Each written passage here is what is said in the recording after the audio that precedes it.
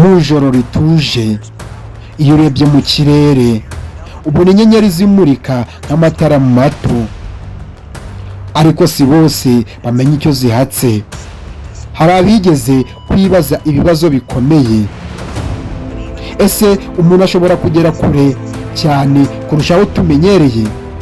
Ese inzozi z'abantu zigira aho zigarukira? Mu mateka y'isi hari abantu batinyutse kurenga imipaka y'isi, bava ku butaka bajya mu kirere kitagira iherezo, bagerageza kugera ku kwezi. Ibi byigeze gukorwa mu bihe bya Apollo porogaramu mu kinyejana cya 20 mu mwaka w'1972, ariko nyuma yaho imyaka irenga 50 yari ishize nta muntu wongera kugerayo. Ariko mu mwaka w'2026 uyu mwaka isi yongeye kubona amateka mashya. Icyogajuru cyitwa Artimes 2 cyongeye gufungura inzira ijya hafi y'ukwezi. Muri icyo cyogajuru hari abantu 4: Lydia Willisman, Victor Gove, Christina Kroch na Jeremy Hussein. Aba bantu ntabwo bari abakinnyi ba filime, ni abantu ba nyabo bahisemo gushyira ubuzima bwabo mu kaga kugira ngo isi yo igere kure mu bushakashatsi ndetse n'ikoranabuhanga. Ariko urugendo ntirwari rworoshye. Kure cyane n'isi, nta mwuka, nta muyaga, ubushyuhe bukabije cyane n'akaga ko kutazagaruka. Mu gihe cyo kugaruka ku isi, icyogajuru cyagombaga kwinjira mu kirere ku muvuduko uri hafi y'ibirometero 40,000 mu isaha. Ubushyuhe bukagera hejuru ya degrees 2,700. Ibi ni ibintu bishobora gusenya icyogajuru mu masegonda make. Iyo bigeze aha, nta muntu uba uzi neza ibigiye kuba. Isi yose iba ireba, itegereje igisubizo kimwe gusa: ese bazagaruka? Muri iyi dokimenteri ugiye kumenya byose: uko urugendo rwatangiye, ibyo babonye mu kirere, ibihe bikomeye banyuzemo, n'ukuntu bagarutse ku isi mu buryo butangaje. Urugendo rutangaje rutangiye ubu. Iyi dokimenteri nibwo ugiye kwisobanukirwa byinshi ku bijyanye n'iki cyogajuru cya Artimes. Ku itariki ya 1 Mata mwaka 2026, ikigo cya NASA cyohereje Artimes mu isanzure. Iki ni ikigo gikora ubushakashatsi mu isanzure ndetse n'ikoranabuhanga.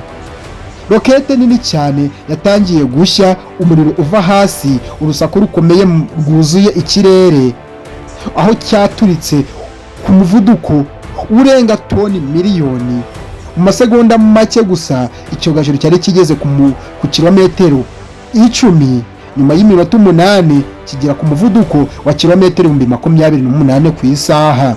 Icyogajuru cyari kimaze gutsinda imbaraga z'isi, icyo bise gravitation, kinjira muri orbits, mu nzira ndetse y'ibyogajuru ndetse n'inyenyeri n'isanzure.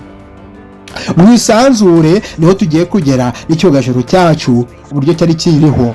Artimes yakomeje urugendo rwayo igana ku kwezi, intera zirenga kilometero 400 uvuye ku isi. Uru ni urugendo rukomeye cyane ikiremwa muntu cyari gikoze mu isanzure. Nta muyaga wari uhari, nta n'umwuka wari uhari.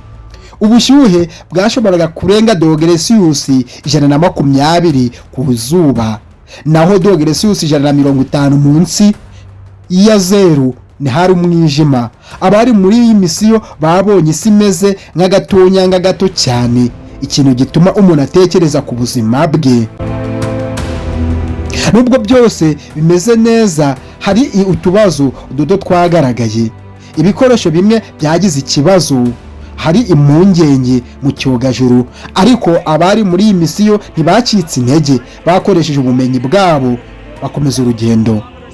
Mu kugaruka ku isi, ururwo rwari urugendo rukomeye cyane. Icyogajuru cyinjiye mu kirere cy'isi ku muvuduko wa kilometero 40,000 ku isaha. Uyu ni umuvuduko uhambaye cyane. Umwuka wakubitaga ku cyogajuru wateraga ubushyuhe bugera kuri degrees 2,700. Habaye icyo bita blackout, nta communication, isi yose iraceceka. Intsinzi ikomeye cyane. Nyuma y'akanya gato icyo bita Planche Atlas zarafungutse, icyogajuru kigwa mu nyanja ya Pacifique, icyo bise Splashdown. Abantu bose bararokotse. Ishimwe rikomeye cyane ku bushakashatsi bw'ikigo cya NASA ndetse na perezida wa Leta Zunze Ubumwe za Amerika bashimiye aba bantu bane bitangiye isi mu gukora ubushakashatsi. Donald Trump yagize ati, iyi si intsinzi ikomeye cyane ku isi. Iyi ni intsinzi y'abatuye uyu mubumbe wose dutuye. Abantu batweretse ko nta kidashoboka, ko umuntu ashobora kugera kure cyane mu isanzure. Artimes si iherezo, ni intangiriro yo gusubira ku kwezi, intambwe igana kuri Mars.